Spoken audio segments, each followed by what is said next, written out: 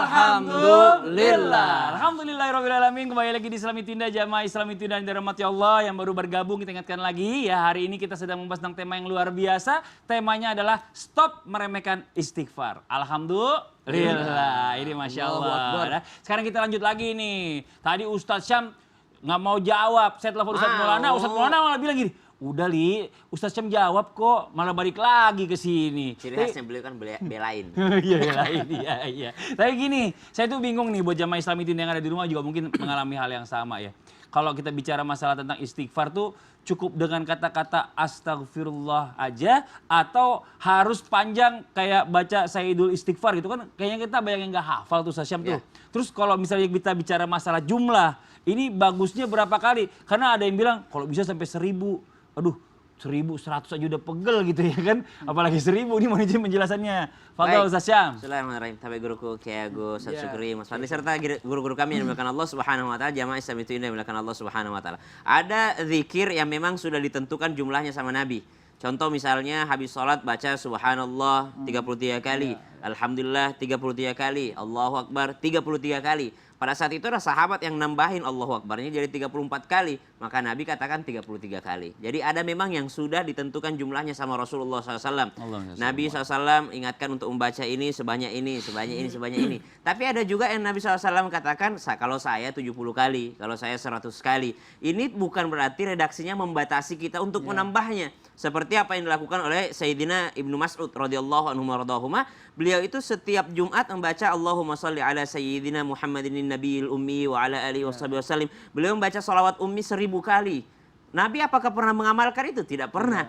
Tapi Ibnu Mas'ud radhiyallahu anhu radhahuma mengamalkan hal tersebut. Bahkan dikutip oleh ulama-ulama gitu bahwasanya Ibnu Mas'ud mengamalkan hal tersebut. Apakah Sayyidina Ibnu Mas'ud ini melanggar? Tentu saja tidak. Apakah bisa dikatakan bidah? Kalau dikatakan tidak dilakukan Nabi, maka beliau melakukan hal tersebut. Ya, atau yang biasa dibahasakan adalah bidah gitu. Sampai 1000 kali sholawatnya di hari Jumat. Tapi tidak ada yang berani mengatakan Ibnu Mas'ud bidah. Kenapa? Karena beliau adalah seorang sahabat ahlul Quran. Ibnu Mas'ud ini adalah orang yang sangat dekat dengan Nabi SAW. Salah satu ahli qiraat pada saat itu. Maka subhanallah kalau dikatakan jumlahnya berapa kali sebanyak-banyaknya. Nah, Nabi SAW 70 kali. Nabi SAW 100 kali dalam sehari. Maka kita melebihi hal tersebut biasanya dikasihlah oleh ulama-ulama kita. Kalau 100 kali khasiatnya ini, 1000 kali dalam sehari khasiatnya ini. Baca di hari ini kata Syekh Abdul Qadir Jailani akan mendapatkan ini. Hari ini zikirnya ini, hari ini. Kenapa? Ternyata Allah Subhanahu wa taala sangat senang dengan amal yang istiqamah. Ahabbul a'mali ilallahi adwamuha wa in qalla. Amal yang dicintai oleh Allah Subhanahu wa taala adalah amal yang istiqamah meskipun sedikit. Jadi apa yang membuat kita istiqamah? Kata ulama kita, salah satu yang membuat seseorang bisa istiqamah adalah ketika dia menentukan jumlahnya. Jadi dia ada target, one day one ayah misalnya. Jadi dia akan istiqomah dengan satu ayatnya gitu. One day one juz. Maka dia akan istiqomah dengan one juznya. Kenapa? Ada target dalam seharinya. One day 100 istighfar, one day 1000 istighfar gitu. Maka dia akan istiqomah dengan 1000 istighfarnya. Kenapa? Karena dia ada target setiap harinya. Dan itu yang membantu seseorang untuk istiqomah dalam amalnya. Dan itu yang membuat Allah mencintai amal tersebut. Jadi kalau dikatakan berapa banyak afdolnya, maka sebanyak-banyaknya. Dijadikan wirid. Wirid itu adalah zikir yang sudah ada jumlahnya. Kalau zikir itu adalah sesuatu yang kita mengingat Allah kapan saja. Ya, qu'uda wa ala junubihim, qiyama wa qu'uda wa ala junubihim. Ketika dalam keadaan berdiri ataupun duduk ataupun dalam keadaan berbaring dia mengingat Allah Subhanahu wa taala. Kaget dia baca astagfirullah ataupun masya Allah atau subhanallah. Ketika memulai dia bismillah, dia membaca al-basmalah. Ketika dia berjanji dia mengatakan insya Allah. Itu adalah zikir. Tapi kalau wirid yang sudah ditentukan jumlahnya, baik yang ditentukan langsung oleh Nabi yang mutlak tidak bisa dirubah, seperti subhanallah 33 kali, alhamdulillah 33 kali, Allahu Akbar 33 kali setelah sholat, ataupun yang tidak ditentukan jumlahnya. Artinya Nabi tidak membatasi berapapun itu dan dicontohkan oleh para sahabat ataupun tabi'in atau tabi'ut tabi'in dan juga para ulama-ulama kita. Maka masalah jumlah ini lakukan sebanyak-banyaknya sampai kita bisa istiqomah dengan amal tersebut. Artinya sesuatu yang kita tentukan jumlahnya biasanya membantu seseorang untuk lebih istiqomah. Wa in qalla, walaupun itu adalah sedikit. Wallahu ta'ala. Yang penting istiqomahnya. Betul. Tapi kalau Rasulullah mencontohkan sendiri ada yang bilang 70, ada yang bilang sekali. Betul. Masya Allah, luar biasa. Nah, jamaah mau pilih yang mana? Ya, yang penting istiqomah. Karena istiqomah ini berat, Betul. Masya Allah. Salah satu melatihnya itu tadi jumlahnya. Masya Allah. Kita lanjut lagi nih, jamaah. Yeay. Nah, banyak yang nanya nih, katanya gini, wah Mas Fadli, itu istighfar tuh sama gak sih sama taubat gitu? Karena kalau misalnya kita suruh taubat tuh kan berat, apalagi masih muda nih.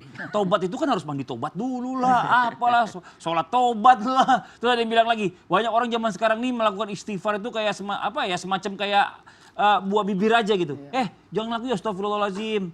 Kok begitu sih? Tapi ngelakuin lagi. Jadi kayak meremehkan. Nah ini mungkin diperjelas sedikit nih, bagaimana sebenarnya baiknya pada saat kita melakukan istighfar. Apakah istighfar seberat itu? Apakah disamakan dengan taubat? Mohon izin penjelasannya Ustaz Syukri. Izin lagi nih para kiai insyaallah. Alhamdulillah. Ya istighfar itu bagian dari taubat. Bagian dari taubat. Jadi kalau mau taubat ya harusnya istighfar. Harusnya istighfar. Begitu logikanya. Jadi ada satu kalau dalam penjelasan makom ya di dalam kajian tasawuf ada namanya taubat dan di dalamnya itu ada namanya takhalli, tahalli, tajalli. Jadi takhol itu ibaratnya kayak air di dalam gelas itu. Jadi kalau di dalam gelas itu airnya busuk, jelek, maka taubat itu dibuang airnya dari gelas itu sampai habis. Jangan nanggung-nanggung. Karena sejelek apapun, sedikit apapun, maka dia akan jelek kalau dimasukkan air yang bersih. Setelah gelasnya kosong, lalu diisi dengan air yang baik. Nah itu tahalli. Nah setelah diisi itu amal soleh. Ya biasa sholat, membiasakan zikir, beristighfar menjadi bagian dari pamungkas di situ. Nah setelah terisi, terbiasa, maka diakhiri dengan tutup istiqomah. Karena istiqomah ini menjadi bagian dari kekuatan orang yang bertaubat. Makanya sulit kalau kita tidak menghubungkan antara istighfar dengan taubat. Jadi orang yang al-hukmu bizahir. Jadi bagaimana kita mau tahu dia taubat kalau dia tidak beristighfar? Jadi kan lisan ini akan memberi rancang kepada hati. Bagaimana hati mau memiliki rasa kalau lisan tidak terbiasa. Nah inilah yang menjadi kekuatan bagi orang-orang yang bertaubat. Sama kayak tadi, di dalam Al-Azkar juga kan disebut itu ya. Bahkan sebenarnya disebut amalan setelah salam sholat itu ya istighfar. Nah apalagi dia bisa mengamalkan Sayyidul Istighfar. Itu menjadi sangat luar biasa ya. Allahumma anta rabbi la ilaha illa akhir. Nah jadi ini menjadi kekuatan bagi diri kita. Taubat tidak harus nunggu tua. Karena belum tentu tua. Jangan-jangan masih muda sudah wafat. Nah ini jadi hati-hati. Tidak boleh melihatnya secara remeh. Apa kesalahan, apa kesilapan, apa sesuatu yang kelihatan, wah tidak normal nih. Nah, bertaubat. Bahkan para ulama menganjurkan kepada kita untuk bertaubat atau beristighfar dari satu kebaikan yang harusnya kita mampu melakukan, tapi kita nggak melakukannya. Astagfirullah, tadi ada orang yang mohon bantuan saya bisa lakuinnya, tapi saya memilih tidak melakukan. Nah saat itu sensitivitas diuji. Astagfirullah ya Allah, karena ada saatnya nanti seseorang sudah tidak lagi bisa melakukan kebaikan. Nah saat itu tuh yang kita khawatir ya. Kalau hidup kita sudah tidak berhasil melakukan kebaikan. Apalagi yang menjadi kekuatan dari orang-orang yang bertaubat dan tidak boleh harus menunggu tua. Apa hubungan taubat dengan istighfar? Istighfar itu adalah melatih kekuatan hati untuk melihat dan mengukur apakah perbuatan kita, satu, benar nggak secara syariah? Atau dua, tidak bertentangan nggak? Nah, karena kadang-kadang begitu, amar ma'ruf nahi mungkar itu kan dua variabel yang berbeda sebenarnya kan. Ada orang bisa sholat, mabuk ya juga.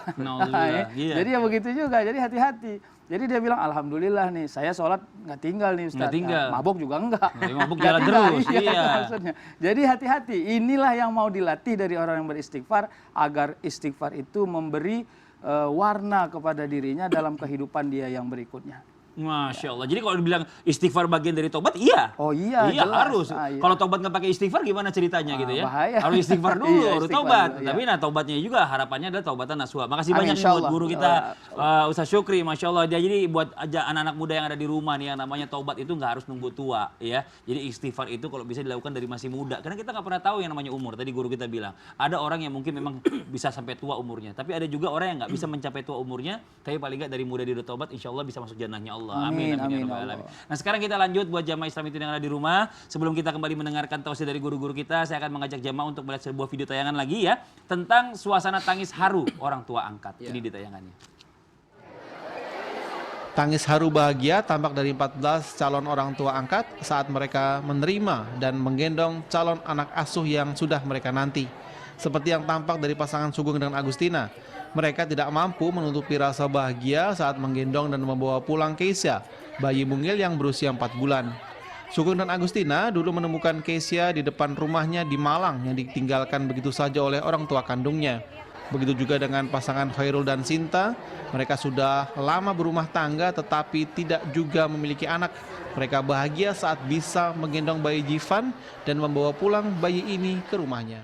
Masya Allah. Nah ini buat jamaah Islam itu yang ada di rumah, yang namanya keturunan itu adalah bagian dari rezeki. Benar ya Pak Kiai ya? Iya, betul Rezeki sekali. anak itu rezeki kan Pak Kiai? Benar sekali. Dan bagi yang belum punya anak katanya harus perbanyak yang namanya kalau mau dapat rezeki itu dengan istighfar. Allah mengajarkan dan nabinya seperti itu. Betul sekali. Nah tapi banyak nih Pak Sutri yang udah melakukan istighfar gitu ya, tapi belum dikasih keturunan sampai mereka akhirnya aduh udah deh Mas Fadli jangan ngomongin masalah istighfar, saya udah istighfar, bukan nggak pernah istighfar. Saya udah istighfar terus tapi nggak punya anak. Nah pertanyaannya, apakah ada yang salah dengan istighfarnya atau bagaimana? Mohon izin Tidak. penjelasannya. Tidak salah istighfarnya. Oh, terus apa ya? Apa mungkin cara Juga pembawaannya salah? orangnya tidak salah juga. Oh tidak salah juga. Ya cuman pekerjaannya aja yang kurang bener. Oh, maksudnya? Ya, kadang-kadang. Oh. Diri nih, diri. Oh diri aja ya diri dah. Biar jelasin sekalian. Iya iya. Makanya ada peribahasa, sabarlah pemirsa Indonesia, hendaknya slowly but sure. Wih. Jadi kalau kata bahasa Ustadz Syukri bilang, otik-otik, dua-dua, saut bukit lain. Oh. Oh, artinya? Dikit-dikit aja, pokoknya Iya. lama-lama jadi bukit dah. Oh, gitu. Slowly, Iya, slowly, iya, gitu. iya, iya. Saudara pemirsa Indonesia yang berbahagia, bahwa memang istighfar itu jangan hanya sekedar lip service, decoration only, atribut, simbol, astagfirullahaladzim, tapi hatinya tidak istighfar. Kalau Kiai Syam mengatakan, ayo, jangan kita berkata-kata saja, nih hati juga berucap di patri. Ustadz Syam kalau bicara cakep banget dah. Cakep. Orangnya cakep juga. Cakep. Beribu-ribu pun kelapa. Asik. Cakep. Hanya satu pun beringin. Cakep. Banyak Ustadz Indonesia. Cakep. Ustadz Syam yang gue ingin. Itu omongannya Jihan dong. Udah ah. Istrinya. Jadi istighfar itu memang membantu kalau kita di hati berucap kata demikian, lapor direct. Istighfar, astagfirullahaladzim. Kita bersihkan hati dulu, taubat nasuha dulu. Tapi ingat saudara, tidak hanya istighfar saja. Ada doa-doanya. Robbi habli minas sholihin. Ya Allah berikanlah anak cucuku, anak yang soleh. Sebagaimana Nabi Ibrahim alaihissalam, coba deh. Siti Sarah 90 tahun loh, pas kembali ke Palestina. Palestina itu, baru mendapatkan anak yang namanya Ishak. Tapi tetap bersabar dan bersabar. Dia berdoa, ada doanya. Robbi habli minas solehin. Kemudian, Robbi ja'alni muqimah sholah wa min dzurriyyati Rabbana wa taqabbal du'a. Rabbana gfirli wa liwalidayya wal mu'minina yawma yakumul hisab. Robbi ja'alni, ya Allah jadikan aku orang yang selalu menegakkan sholat. Wa min dzurriyyati, juga anak cucu keturunan kita. Semoga Allah kabulkan doa-doa ini. Hati juga diturut sertakan. Tidak hanya bicara Ya, saja. hanya lisan aja. Tapi hati juga. Masya Allah. Boleh duduk? Duduk. Boleh duduk, boleh duduk sekarang. Sama juga kayak orang sholat ya Pak Kiai ya. Iya. Niat itu kan juga bukan cuma Allahu Akbar, sholli. iya, iya. Hati yang main. Allahu, hati. Masya Allah. Di hati. Hati. Nah, insya Allah juga ada aplikasi, realisasi, Betul. implementasi. Oh, Masya Allah. Si. Berarti itu bagian dari ikhtiarnya ya, Ikhtiar. Masya Allah. Ikhtiar. Jazakallah khairan kasiran ilmunya. Amin, Makasih amin. banyak Pak Kiai. Nah sekarang buat jamaah Islam itu yang ada di rumah, waktu kita menjawab pertanyaan masuk nih yang ada sosial media Islam itu indah. Kalau gitu langsung aja kita masuk ke segmen Tanya Dong Ustadz. Kami semua tanya dong Ustadz. Masya Oke Allah. langsung aja kita masuk ke pertanyaan dari Instagram hamba Allah. Assalamualaikum guru-guruku. Waalaikumsalam warahmatullahi wabarakatuh. Saya mau bertanya, tapi sebelumnya samarkan dulu nama saya. Sudah, alhamdulillah. Ya, suami saya kena sihir dari pelakor dan sudah diruqyah. Kata guru ngaji saya harus ngamalin istighfar, tapi masih belum ngaruh juga ke suami saya. Padahal saya udah baca istighfar selalu dan senang. Dan sekarang dia malah ngajak pisah. Wah gitu. Saya harus bagaimana nih Ustadz agar suami saya bisa kembali seperti dulu dan terlepas dari sihir ini. Nah ini kita mohon izin jawaban tausiah dari guru kita Ustadz Syukri. Silakan. Iya, alhamdulillah izin Ustaz. Iya, alhamdulillah memang tidak bisa kita lihatnya direct seperti itu. Ya. Betul. Jadi seolah-olah yang menyelesaikan masalah adalah istighfar yang kita baca. Istighfarnya itu adalah jalannya. Yang kita minta adalah keridhaan Allah, pengkabulan Allah. Yang tak boleh adalah tidak ikhtiar. Nah, jadi ini. jangan sampai ikhtiarnya hanya istighfar. Tapi tetap aja perbuatannya nggak baik. Betul. Gimana suami mau balik orang Benar. perbuatannya nggak balik. Jangan-jangan ada problem di antara mereka dua sehingga akhirnya suaminya masih terpesona dengan pelakor misalnya Betul. begitu ya. Jadi oleh karenanya begini, istighfar itu jangan disalahin. Dan juga tidak boleh bergantung kepada istighfar itu sebagai istighfarnya. Kita begitu menyebut astagfirullahaladzim, yang kita sematkan adalah ya Allah, tidak ada kuasa saya melihat sesuatu, saya hanya mohon ampun kepada engkau, sembari saya punya hajat. Hajat saya adalah, ya sebut, ya apa hajatnya? Ya, suami saya balik, tidak terganggu lagi oleh pelakor, dan seterusnya. Nah inilah kekuatan orang-orang yang istighfar. Jadi orang yang istighfar itu harusnya adalah semakin tinggi rasa sangka baiknya kepada Betul, Allah. Masya Allah. Atas semua apa yang Allah berikan kepada dirinya. Tidak langsung dihakimi, itu kan sama nih cerita yang berbeda ya. Betul. Tuh ada orang sholat duha, Nah. kan dia dapat riwayat sholat duha itu meluaskan rezeki. Rezeki. Nah, dia udah sholat duha 4 bulan 18 hari. Oh, Wah, terus udah lama nih udah berarti. lama. Dia bilang, ya Allah ini gawat ini. Kenapa doa saya belum dikabul-kabul ini? Ini kalau sampai 3 hari lagi nggak dikabul, saya berhenti nih sholat duha nih. Oh, Kira-kira gitu. ngancem. Nah, ngancem. Nggak boleh. Jadi sholat duha itu rezekinya ya sholat duha. Masya Banyak orang yang ketemu sholat waktu duha tapi tidak sholat duha. Betul. Anda bisa gitu. Nah setelah itu gimana rezeki yang Allah beri? Pelan-pelan aja dilihat. Nanti apakah Allah perbaiki keadaan, Allah kuatkan sabar, Allah tingkatkan rasa. Nah boleh jadi dari situ nanti pelan-pelan rezekinya mengalir dalam bentuk harta. Sama seperti orang yang tadi juga merasa bahwa masih kena sihir dari Sihir. pelakor begitu ya. Nah jangan-jangan orang yang istighfar tadi sambil kena sihir juga, sambil menyihir juga. Pelakornya juga istighfar juga Istighfar lagi. juga, Ya kan? jadi akhirnya berantem jadi. Aduh, Nah aduh. ini yang hati-hati. Jadi jangan sampai istighfar itu menjadi modus saja. Alhamdulillah. Tadi Kiai bilang hatinya tidak dilibatkan. Betul. Begitu orang mengucap istighfar, maka yang dia azamkan kepada dirinya adalah dia kembali kepada Allah Subhanahu wa Masya taala. Allah. Boleh jadi yang dia hajatkan sampai, boleh jadi hajat yang dia mau tidak sampai, tapi Allah kuatkan rasa sabar dalam hatinya untuk mendapati keadaan itu, sehingga akhirnya dia normal saja menjalani hidup ini, tidak lagi merasa galau, tidak merasa gundah gulana, dan akhirnya dia tetap merasa jika suami tidak kembali, keimanan tidak boleh terganti. Wah, Wallahu a'lam mantap, bishawab. Masya Allah. Kita lanjut lagi nih, saya pernah baca, saya bawa nih.